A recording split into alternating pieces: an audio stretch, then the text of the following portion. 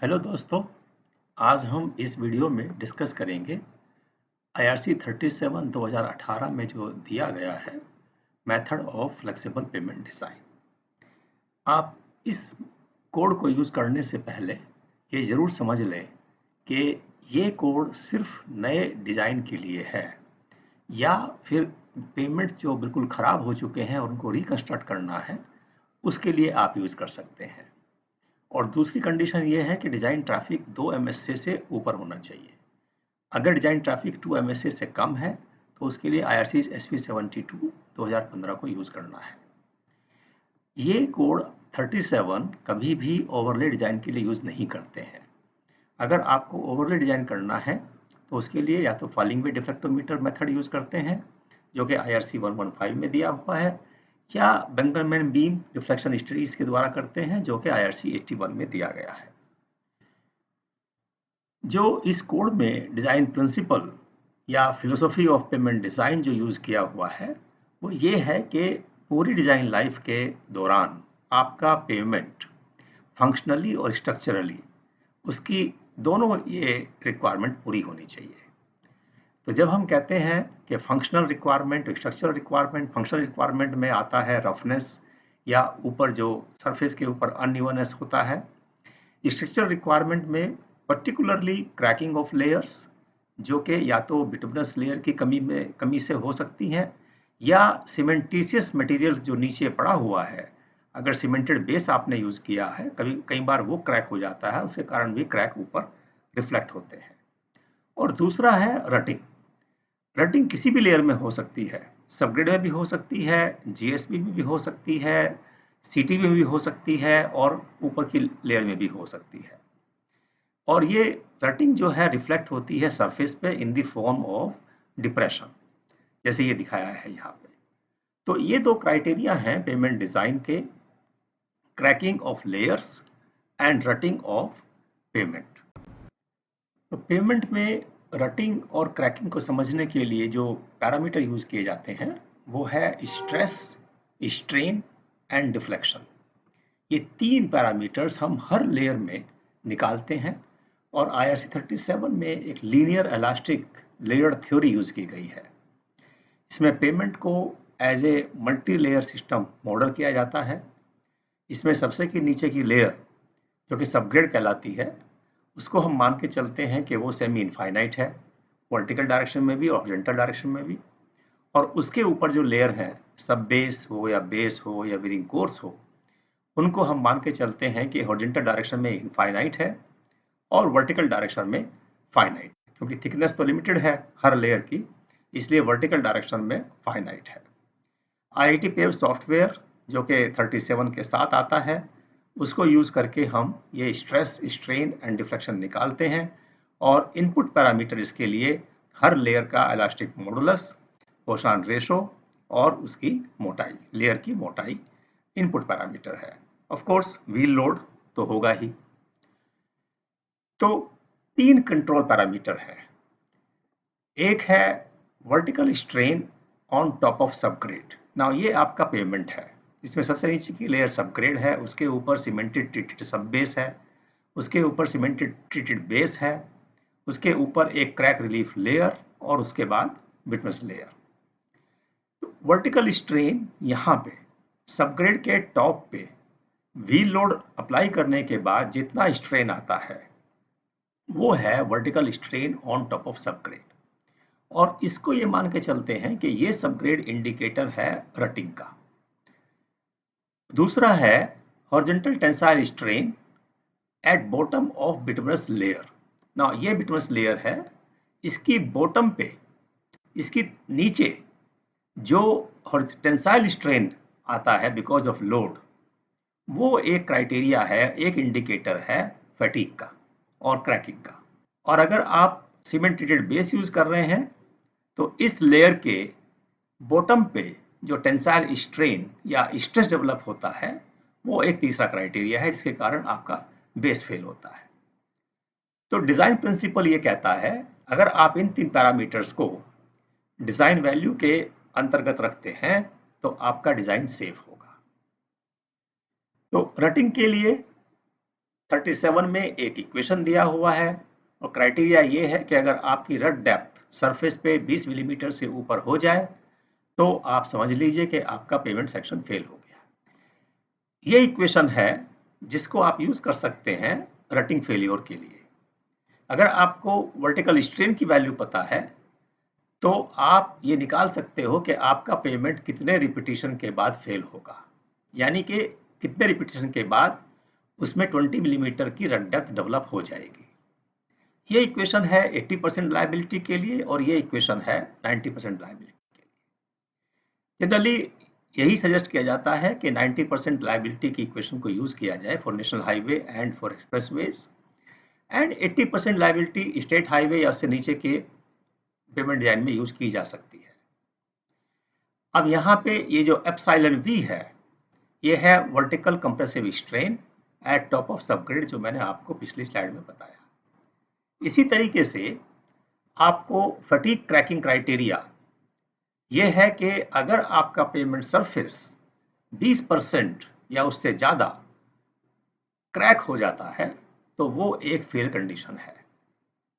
यहाँ भी ये इक्वेशन है 80% लायबिलिटी के लिए और ये इक्वेशन है 90% लायबिलिटी के लिए। दोनों में कोई फर्क नहीं है, ये पैरामीटर भी सेम है, ये पैरामीटर भी सेम है, सिर्फ ये कोएफिशिएंट चेंज हो जाता है। तो यहाँ पे एप्सिलॉन टी ये है tensile strain at bottom of bituminous layer, और ये जो है MRM ये है resident modulus of bituminous mix used in the bottom bituminous layer. तो ये अगर आप दोनों पैरामीटर को आपको पता है तो आप निकाल सकते हो कि कितने लोड साइकिल के बाद आपका पेमेंट फटीग में या क्रैकिंग में फेल हो जाएगा। जब हम सीमेंट ट्रीटेड बेस यूज करते हैं तो उसमें दो क्राइटेरिया हैं, एक स्ट्रेस का और एक स्ट्रेन का। तो दोनों के लिए फटीग परफॉर्मेंस निकाली जाती है। ये इक्वेशन है जो आपको number of standard axle load repetition देगी for a given tensile strain at the bottom of CTP layer। यहाँ E इलास्टिक मॉडुलस है CTP लेयर का MPa में और एप्सिलॉन T है tensile strain at bottom of CTP layer. RF reliability factor है, इसकी value अगर आपका ट्रैफिक 10 MSA से ऊपर है, चाहे वो नेशनल हाईवे हो, स्टेट हाईवे हो, अर्बन रोड हो, तो हम इसको 1 लेते हैं और बाकी केसेस में इसको 2 लेते हैं। इसी तरीके से फटीग परफॉर्मेंस स्ट्रेस के बेस पे इस इक्वेशन से निकालते हैं। यहाँ NFI फटीग लाइफ है CTP लेयर मटेरियल की for a class I of the axle load. तो यहाँ एक्सल लोड को हम डिस्ट्रीब्यूट कर लेते हैं डिफरेंट क्लास लोड्स में और हर क्लास लोड की एक फटीग लाइफ निकालते हैं। यहाँ सिग्मा T स्ट्रेस है, tensile stress eight the bottom of CTP layer, और ये मॉडुलस ऑफ रप्चर है। Sigma T upon this modulus of rupture, इसको कहते हैं स्ट्रेस रेशो, और आपकी फटीग लाइफ स्ट्रेस रेशो के ऊपर डिपेंड करती है। इसके लिए मेरा एक अलग से वीडियो भी है कि सीमेंट ट्रीटेड बेस का कम्युनिटी फटीग डैमेज एनालिसिस कैसे किया जाए।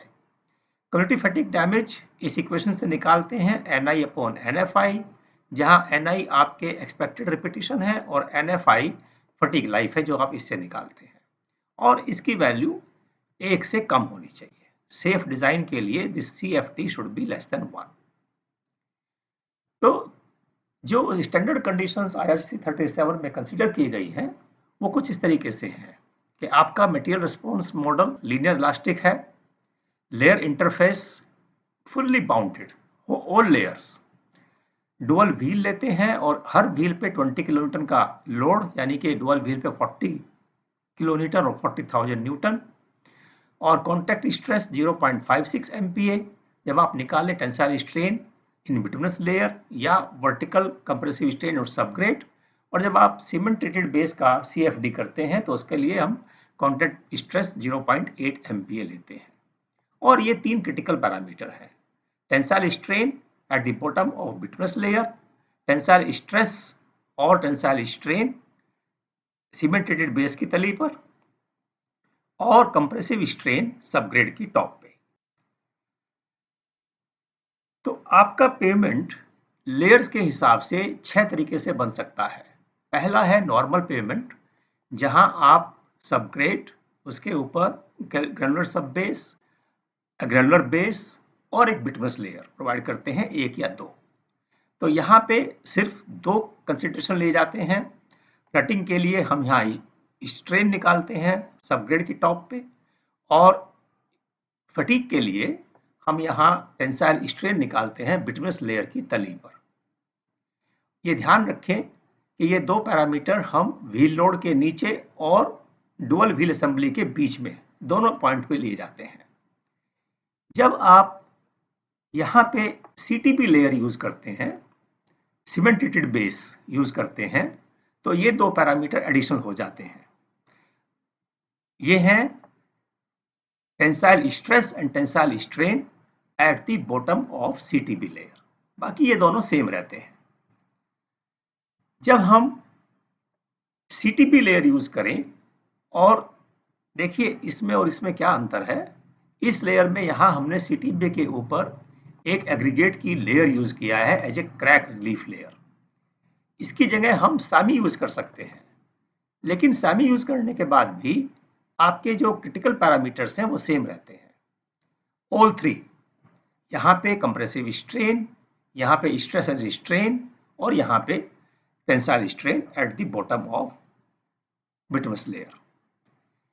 जब आप यहाँ फोम बिटुमेन यूज करें या एमल्शन बेस्ड रैप का कोई लेयर यूज करें, और यहाँ सीटीबी-एसबी यूज करें, यानी सीटीबी हम अवॉइड कर रहे हैं इस पेमेंट में, तो आपके पुराने दो पैरामीटर रह जाते हैं।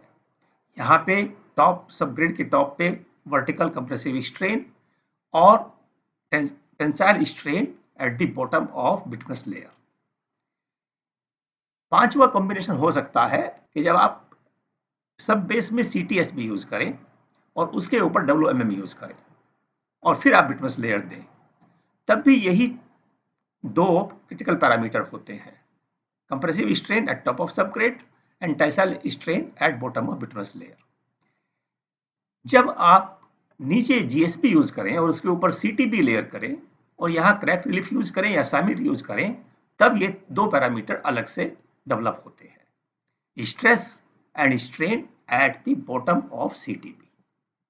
तो कहने का मतलब ये है दोस्तों कि ये पैरामीटर तभी पिक्चर में आएंगे जब आप सीटीबी यूज करेंगे। अगर आप सीटीबी यूज नहीं करते तो उसके नीचे या उसके ऊपर कुछ भी है तो ये पैरामीटर पिक्चर में नहीं आते। पेमेंट डिजाइन में सबसे इंपॉर्टेंट पैरामीटर होता है डिजाइन ट्रैफिक। हम जो काउंट करते हैं फील्ड में व्हीकल्स को, वो कमर्शियल व्हीकल्स पर डे के हिसाब से काउंट करते हैं। In commercial vehicles per day को हम कन्वर्ट करते हैं cumulative number of standard axles, और इसके लिए पेमेंट डिजाइन करते हैं। ये है बेसिकली नंबर ऑफ एक्सेल्स जो कि आपका पेमेंट पूरी डिजाइन लाइफ में रिसीव करेगा।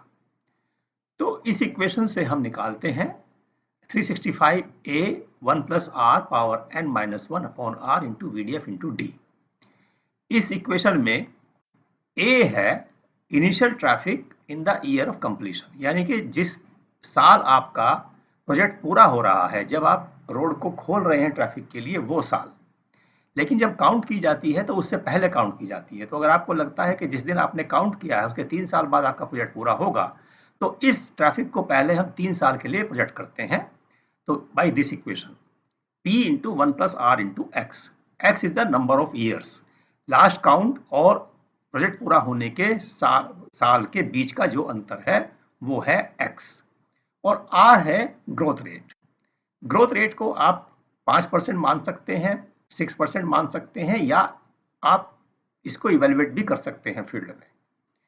इसमें VDF व्हीकल डैमेज फैक्टर है, जिसके लिए मैंने एक अलग से भी वीडियो बनाया हुआ है, आप चाहें तो उसको भी देख सकते हैं। व्हीकल डैमेज फैक्टर यूज किया जाता है क्योंकि आपके सारे एक्सेल्स फील्ड में स्टैंडर्ड लोड के नहीं होते हैं, तो जो ओवरलोडेड ट्रक्स हैं, ओवरलोडेड व्हीकल्स हैं, उनको स्टैंडर्ड एक्सेल लोड में कन्वर्ट करने के लिए VDF यूज किया जाता है।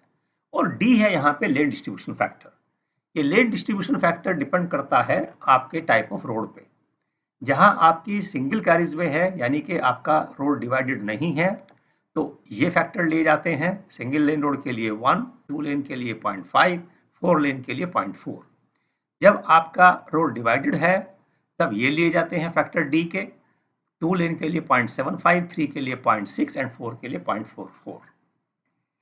व्हीकल डैमेज फैक्टर जैसे मैंने बताया एक मल्टीप्लायर है, एक कांस्टेंट है जो डिफरेंट कमर्शियल व्हीकल्स के एक्सल लोड को स्टैंडर्ड एक्सल लोड में कन्वर्ट करता है।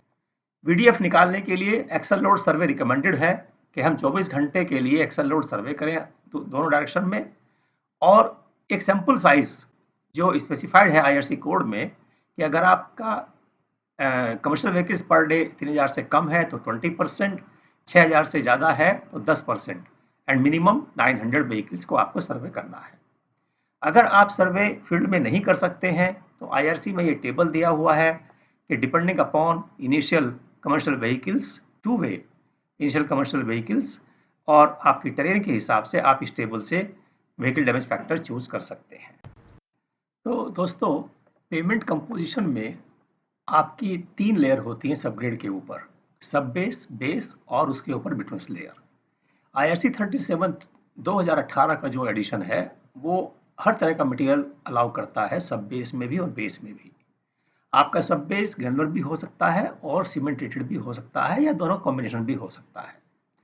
इस तरीके से बेस लेयर में भी हर तरह का मटेरियल, इवन रैप भी आप यूज कर सकते हैं। फॉर्म बिटुमेन के द्वारा भी आप इस लेयर को तैयार कर सकते हैं, और नॉर्मली अगर ये सब नहीं है तो एग्रीगेट की लेयर भी प्रोवाइड कर सकते हैं। लेकिन एक बात ध्यान रखना है कि जब भी आप सीटीबी यूज करें यानी सीमेंटेटेड बेस यूज करें तो उसके ऊपर एक क्रैक रिलीफ लेयर जरूर डालें, चाहे वो एग्रीगेट की हो चाहे वो सामी लेयर हो, क्योंकि सीटीबी जनरली क्रैक हो जाता है बहुत जल्दी, और अगर आप ये लेयर नहीं डालते हैं तो ये क्रैक ऊपर बिटवीन लेयर में रिफ्लेक्ट होते हैं। सबग्रेड इंपॉर्टेंट लेयर है और जनरली हम ये समझते हैं कि जो टॉप 500 मिलीमीटर की थिकनेस है वो फाउंडेशन लेयर है। आईआरसी 37 का मेथड सीबीआर के बेस पे नहीं है, ये मॉडुलस के बेस पे है, इसलिए ये जरूरी है कि हम सीबीआर को एमआरएस में कन्वर्ट करें। This is modulus of subgrade soil. ये दो इक्वेशंस है, अगर आपकी सीबीआर वैल्यू 5 से कम है तो ये इक्वेशन यूज करेंगे, अगर 5 से ज्यादा है तो ये इक्वेशन यूज करेंगे। और यहाँ पे कंसेप्ट दिया है इफेक्टिव सबग्रेड सीबीआर का। कोड कहता है कि मिनिमम इफेक्टिव सीबीआर 5 से कम नहीं होनी चाहिए अगर आपका कमर्शियल व्हीकल्स पर डे 450 या उससे ऊपर है, और मैक्सिमम लिमिट भी है कि मैक्सिमम रेजिडेंट मॉडुलस वैल्यू जो इस इक्वेशन से निकल के आती है उसको आप 100 से ज्यादा नहीं लेंगे डिजाइन में। तो ये इफेक्टिव सीबीआर क्या है? इफेक्टिव सीबीआर निकालने के लिए आईआईटी पेव सॉफ्टवेयर यूज किया जाता है। इसके लिए हम सिंगल व्हील लोड मान के चलते हैं 40,000 न्यूटन का और 40 किलो न्यूटन का, और कॉन्टैक्ट प्रेशर 0.56 एमपीए का। 2 लेयर लिया आपने, जिसमें 50 सेंटीमीटर की जो है सबग्रेड लेयर है और उसके नीचे एम्बैंकमेंट लेयर है। तो जब भी आप एम्बैंकमेंट के ऊपर अपना रोड बनाते हैं तो जो सॉयल आप यूज करते हैं एम्बैंकमेंट बनाने में उसकी सीबीआर अलग होती है, और जो ऊपर सबग्रेड में जो सॉयल डालते हैं उसकी सीबीआर अलग होती है। तो दोनों का एक कंबाइंड सीबीआर निकालने का तरीका है, उसे हम कहते हैं इफेक्टिव सीबीआर। तो उसके लिए आपको दोनों की इलास्टिक मॉडुलाई चाहिए, यानी कि एमआर वैल्यू चाहिए, ऊपर के सॉइल की भी और नीचे की सॉइल की भी।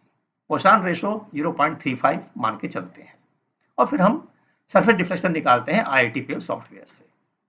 तो प्रोसीजर कुछ इस तरीके से है कि जब आपने सरफेस डिफ्लेक्शन निकाल लिया आईआईटी पेव से तो उसको आप इस इक्वेशन में रखेंगे और इस इक्वेशन से आप एमआर वैल्यू निकालेंगे। जब आप एमआर वैल्यू निकाल लें तो आप इफेक्टिव सीबीआर फिर वापस इन्हीं इक्वेशन से सीबीआर कैलकुलेट कर सकते हैं।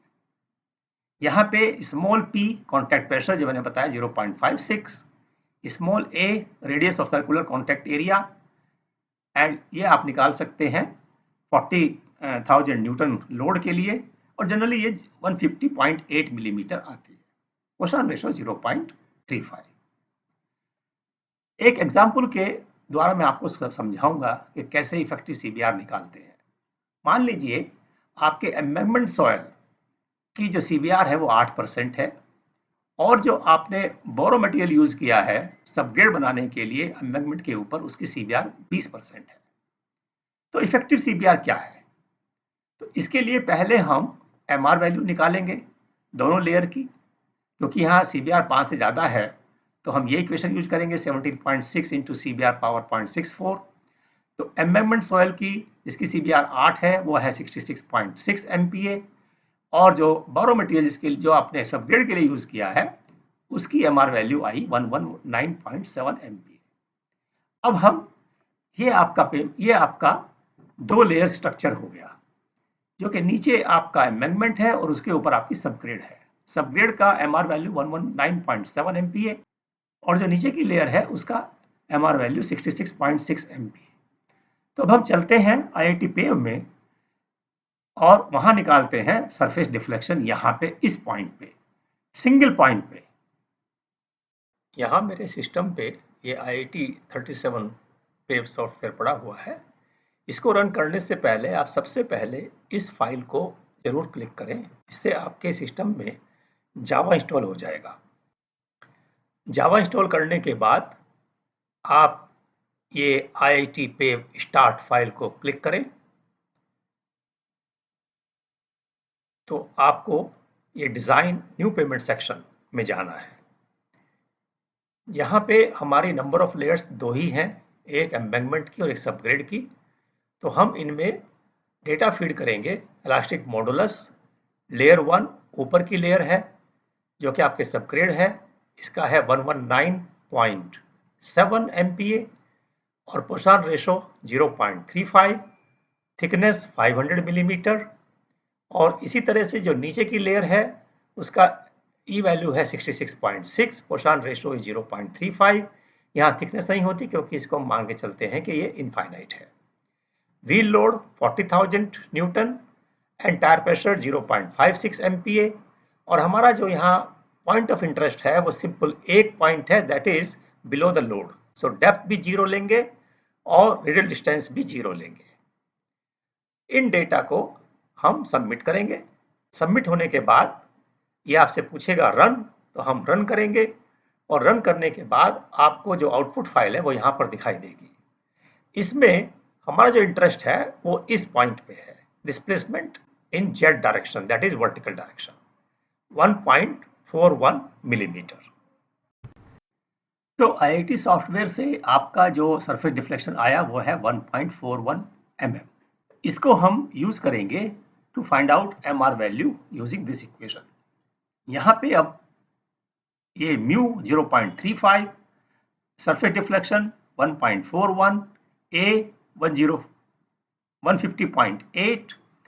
इससे आप अगर निकालेंगे एमआर की वैल्यू तो आएगी 105.1 MPa। और चूंकि आपका डिजाइन कहता है कि इसको आप 100 ही रखेंगे, तो 100 के लिए फिर आप इस इक्वेशन को यूज करें और यहां से निकालें सीबीआर। यहाँ पे 8 की जगह हम सीबीआर रखेंगे और इसकी वैल्यू होगी 100, तो आपका कोरस्पॉन्डिंग सीबीआर आएगा 15.1 और 15। अब ये आपका स्ट्रक्चर 2 लेयर से 1 लेयर हो गया और इसका इफेक्टिव सबग्रेड मॉडुलस है 105.1 और ये आप कह सकते हो 100, और इसकी इफेक्टिव सीबीआर होगी 15%।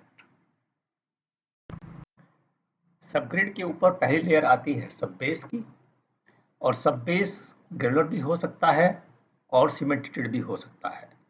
ये सब फंक्शन है जो आपको पहले से ही पता होंगे, लेकिन इंपॉर्टेंट पॉइंट यहाँ ये है कि आपका सब बेस ड्रेनेज और फिल्टर लेयर की तरीके से काम करता है।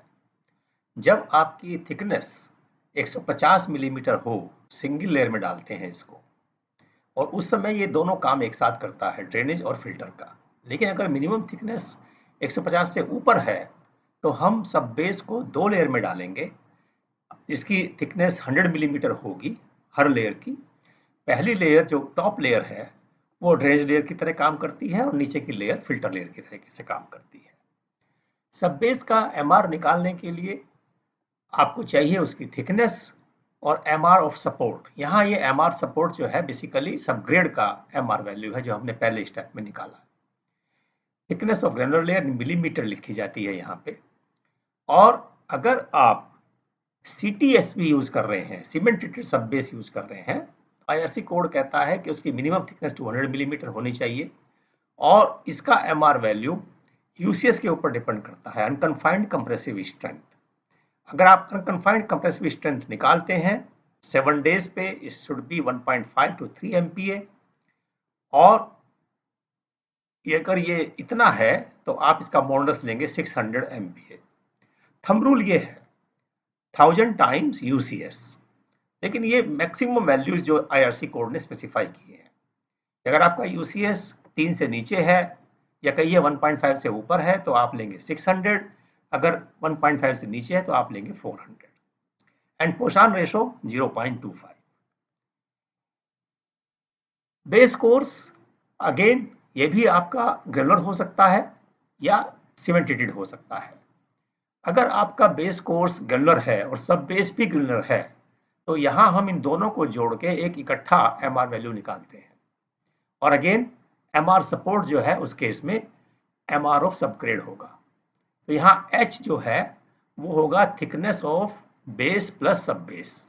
जब आप CTSB के ऊपर ग्रेनुलर बेस डालते हैं तो उसके MR वैल्यू आप 350 ले सकते हैं, और अगर आप नेचुरल ग्रेवल के ऊपर डालते हैं तो उसकी वैल्यू 300 MPa ले सकते हैं। अगर आपका base course cement treated base है तो IRC कोड कहता है कि उसकी मिनिमम थिकनेस 100 मिलीमीटर होनी चाहिए, और इसकी एक्चुअल थिकनेस हम निकालते हैं IIT पेव यूज करके। इस मटेरियल की मिनिमम यूसीएस जो स्पेसिफाइड है वो है 4.5 to 7 MPa एट 7 और 28 डेज, और वही फार्मूला यहाँ यूज करते हैं कि E value will be 1000 times 28 days UCS. लेकिन अगेन इसकी भी मैक्सिमम वैल्यू 500 MPa ली जाती है। CTB में आपको एक एडिशनल पैरामीटर चाहिए क्योंकि इसकी फटीग लाइफ आपको निकालनी होती है बेस्ड ऑन स्ट्रेस और स्ट्रेन। तो यहाँ पे आपको चाहिए मैक्सिमम फ्लेक्सुरल स्ट्रेंथ, जिसे हम कहते हैं मॉडुलस ऑफ रप्चर। ये 20% ऑफ यूसीएस ले सकते हैं, और अगर आप यूसीएस नहीं निकाल रहे हैं तो सीमेंटीशियस स्टेबलाइज्ड एग्रीगेट्स के लिए 1.4 MPa, लाइम फ्लाई सॉइल के लिए 1.05 MPa और सोयल सीमेंट के लिए 0.7 MPa ली जा सकती है। जब भी बेस कोर्स आप CTB का प्रोवाइड करें तो जरूरी है कि उसके ऊपर आप या तो क्रैक रिलीफ लेयर डालें जो कि क्रस्ट एग्रीगेट की एक लेयर होगी 100 मिलीमीटर थिकनेस की, या एक सामी लेयर डालें जो इलास्टोमरिक मॉडिफाइड बाइंडर होगा जो कि 10 to 12 kg पर 10 मीटर स्क्वायर एरिया के हिसाब से अप्लाई किया जाता है, और ये लेयर कभी भी स्ट्रक्चर लेयर की तरह से काउंट नहीं की जाती है। जब आप बेस कोर्स में बिटुमेन अमल्शन या फॉर्म बिटुमेन के साथ रैप यूज करते हैं तब उसकी मिनिमम थिकनेस 100 मिलीमीटर होनी चाहिए, और उसका MR आप 800 MPa एस्यूम कर सकते हैं। पोशान रेशो 0.35। IRC कोड में डिफरेंट तरीके की बिटमस लेयर्स दी हुई हैं जो कि आपके ट्रैफिक लेवल के ऊपर डिपेंड करेंगी, लेकिन ये फुट नोट यहाँ जरूरी पढ़ें कि एक्सप्रेसवे और नेशनल हाईवे के लिए अगर डिजाइन ट्रैफिक 20 ms से या उससे कम भी है तब भी आप VG40 यूज करेंगे DBM में।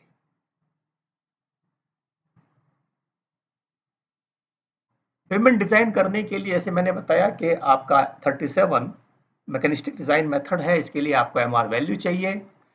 MR वैल्यू बिटमस लेयर की लेबोरेटरी में निकालनी चाहिए, लेकिन IRC कोड कहता है कि अगर लैब वैल्यू इनसे ज्यादा आती है जो इस टेबल में दिया हुआ है तो इन्हीं वैल्यू को लें, लैब वैल्यू को ना लें।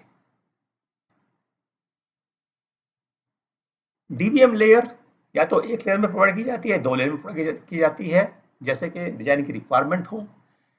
लेकिन अगर आप एक सिंगल लेयर डाल रहे हैं DBM की BC के नीचे तो वहां हम टारगेट एयर वायर्स 3.5% रखेंगे, और इस 3.5% के हिसाब से ही हम इफेक्टिव बाइंडर कंटेंट निकालते हैं, और ये पैरामीटर आपको चाहिए M कैलकुलेट करने के लिए जो कि फटीग इक्वेशन में हमने यूज किया था। जब आप 2 लेयर में डालते हैं तो नीचे की जो लेयर है DBM की वो 3% एयर वार्ड्स के लिए डिजाइन करें और 4% फील्ड कॉम्पैक्शन टारगेट करना चाहिए। तो मित्रों, इन सब के बाद हम आते हैं पेमेंट डिजाइन प्रोसीजर पे। इसको मैं 4-5 स्टेप में आपको एक्सप्लेन करूंगा। सबसे पहला स्टेप है सेलेक्ट ए ट्रायल कंपोजिशन। इसका मतलब है कि आप ये डिसाइड करें कि आपको लेयर कौन कौन सी लेनी है। ऊपर, सबसे ऊपर नेचुरली बिटमस कंक्रीट होगा, उसके नीचे डीबीएम होगा, उसके नीचे आपको क्या लेना है, ग्रेनुलर बेस लेना है या सीमेंटेटेड बेस लेना है, या रैप को मॉडिफाई करके फॉर्म बिटुमेन के साथ उसको यूज करना है। उसके नीचे आपको क्या लेना है, एक ग्रेनुलर लेयर लेनी है एग्रीगेट की, जीएसबी, या फिर आपको सीमेंटेटेड सब बेस लेना है। उसके बाद सेकंड स्टेप है मिक्स डिजाइन पैरामीटर। उसके लिए हमको उनका, क्योंकि रेजल्ट मॉडुलस चाहिए, इसलिए हमें उनके मिक्स डिजाइन पैरामीटर को यूज करना पड़ेगा to determine the value of M. आपको याद होगा कि फिटिंग इक्वेशन में वैल्यू ऑफ एम भी यूज की जाती है, जो कि डिपेंड करती है कि डीबीएम लेयर में एयर वायर्स कितने हैं और इफेक्टिव बाइंडर कंटेंट कितना है। उसके बाद लेयर थिकनेस आप कोई चूज कर लीजिए बेस्ड ऑन योर एक्सपीरियंस और ट्रैफिक कंडीशन को देखते हुए। आप कोई कि मेरे को इतना डीबीएम, इतना बीसी, इतना थिकनेस सीटीबी या इतना थिकनेस जीएसबी आपको यूज करना है। इस स्ट्रक्चर को हम आईआईटी पेप को यूज करके हम उसमें निकालेंगे कितने स्ट्रेस और स्ट्रेन आते हैं डिफरेंट पॉइंट्स पे, क्रिटिकल पॉइंट्स पे, और इनको हम कंपेयर करेंगे फिर अलाउबल स्ट्रेस स्ट्रेन जो हम निकालते हैं अपनी परफॉर्मेंस मॉडल से, जो आपकी फिटिंग इक्वेशन है या रेटिंग इक्वेशन है। अगर ये अलाउबल स्ट्रेन जो एक्चुअल स्ट्रेन आ रहा है उससे ज्यादा है तो आपका पेमेंट सेफ है, अगर नहीं है तो फिर आप थिकनेस चेंज करेंगे और यही आइट्रेशन आप दोबारा करेंगे और तब तक करते रहेंगे जब तक कि आपका अलाउबल स्ट्रेन एक्चुअल स्ट्रेन से ज्यादा नहीं हो जाता है।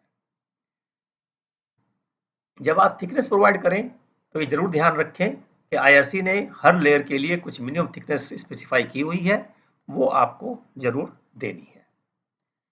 एक एग्जाम्पल को लेकर मैं आपको समझाऊंगा इसके स्टेप्स।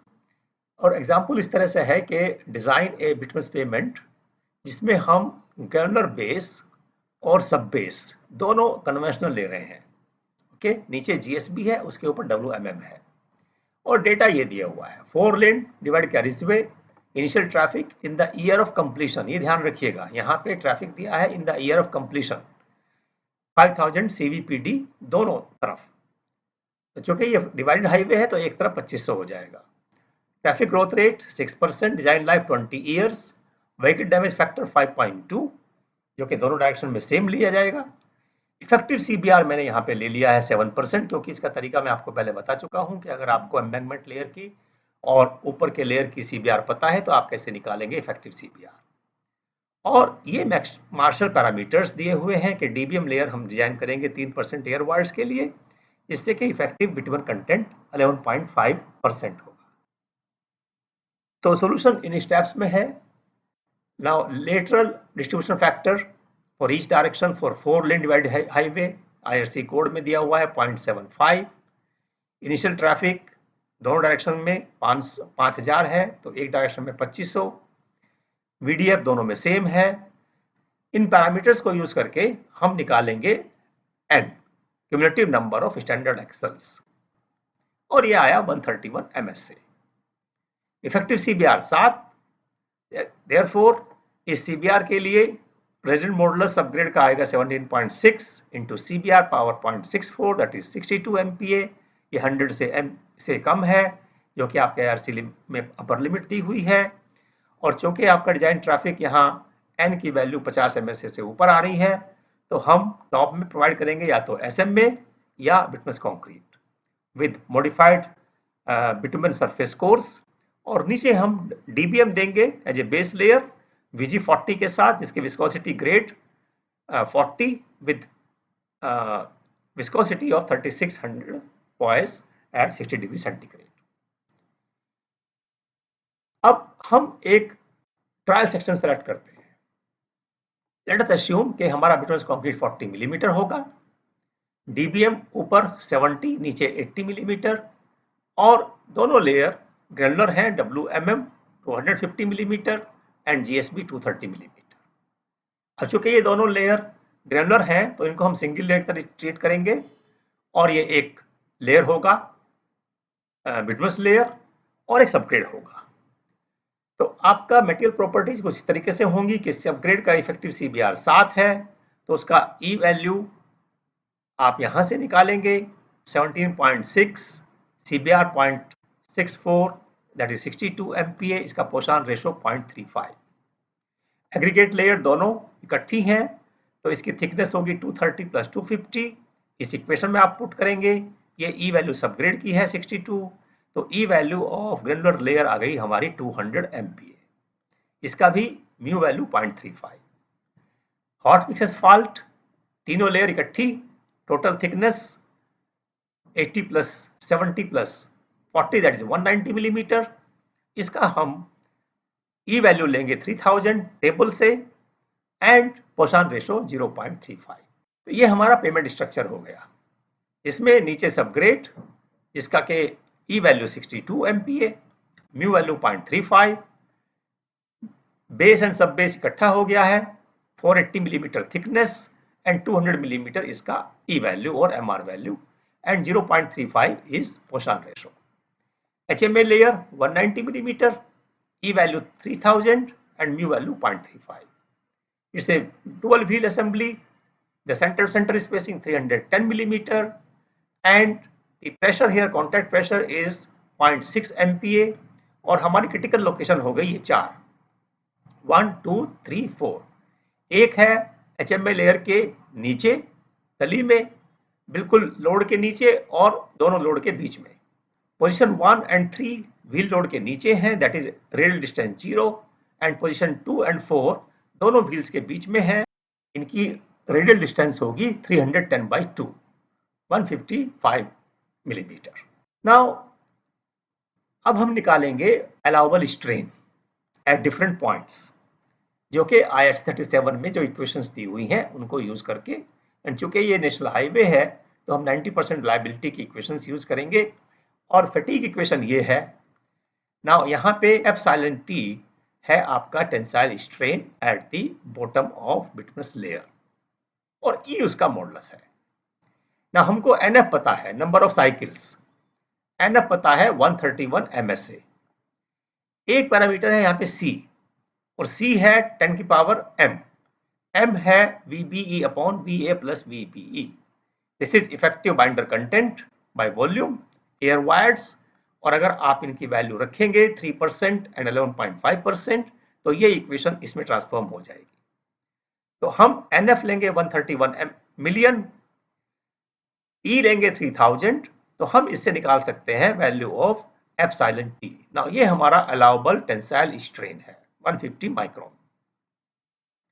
इसी तरीके से रटिंग इक्वेशन है ये, रटिंग लाइफ लेंगे 131 MSA मिलियन स्टैंडर्ड एक्सल, तो हम निकाल सकते हैं हमारा एप्सिलॉन V, यानी कि allowable strain at the top of subgrade. अब हम IIT पे चलते हैं और देखते हैं कि हमारा जो हमने पेमेंट कंपोजिशन माना है, एज्यूम किया है, उसमें हमारे स्ट्रेन क्या क्या आते हैं। तो हम अब IIT पे सॉफ्टवेयर को दोबारा खोलेंगे। अब यहाँ पे हमारी जो स्ट्रक्चर है, नंबर ऑफ लेयर्स 3 हो जाएंगी, बिटुमिनस, ग्रैनुलर एंड सबग्रेड, और इस स्क्रीन पे हम इनके इनपुट डेटा देंगे। Elastic modulus for bituminous layer 3000, पोषण ratio 0.35, thickness is 190 millimeter, and similarly elastic modulus for second layer, that is your GSB plus base 200 MPa, पोषण ratio 0.35, thickness is total thickness 480 millimeter.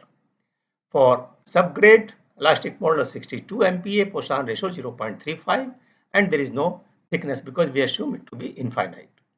Wheel load 20,000 Newton, tire pressure 0.56 MPa, and now here analysis points are 4. The first point is at a depth of bituminous layer, that is 190 millimeter, and radial distance will be 0 because you need below the point, below the load. The second point will be at the same depth 190, but now the radial distance will be 155 between the wheels. Third point will be at top of subgrade, so thickness will be 670 millimeter and radial distance 0, and in the 4 point it will be 670 millimeter deep with radial distance of 155 millimeter. It's a 12 wheel assembly. So we submit the data here, and after submission of all data, you run the program, and after the program is run, you can see the output here. तो IIT PAVE से हमको जो दो parameter मिलते हैं वो है ये एप्सिलॉन टी 0.1458 इंटू 10 पावर -3, तो 145 माइक्रोन्स कह सकते हैं। और जो हमारा एप्सिलॉन जेड है सबग्रेड लेवल पे जो कंप्रेसिव स्ट्रेन है वो है 0.244 इंटू 10 पावर -3 मिलीमीटर, और आप कह सकते हैं 244 माइक्रोन। इनको हम कंपेयर करें अपने अलाउबल स्ट्रेन से। सो अलाउबल स्ट्रेन हमारा है 150, इसके अगेंस्ट में आया 146, तो हमारा डिजाइन सेफ है। इस तरीके से vertical compressive strain at top of subgrade allowable है 301, एंड एक्चुअल जो पेमेंट से आया है 244, इसलिए ये भी सेफ है। अब आप इसमें कम नहीं करें थिकनेस को, क्योंकि आप ये देखें 150 के अगेंस्ट 146 है, इसलिए आप कोई भी थिकनेस इसमें कम करेंगे बेस की या सब बेस की, तो ये स्ट्रेन एक्सीड कर जाएगा और आपका डिजाइन अनसेफ हो जाएगा। तो मित्रों, thank you very much for watching this video. मुझे उम्मीद है कि आपको ये अच्छा लगा होगा और आपकी समझ में आया होगा।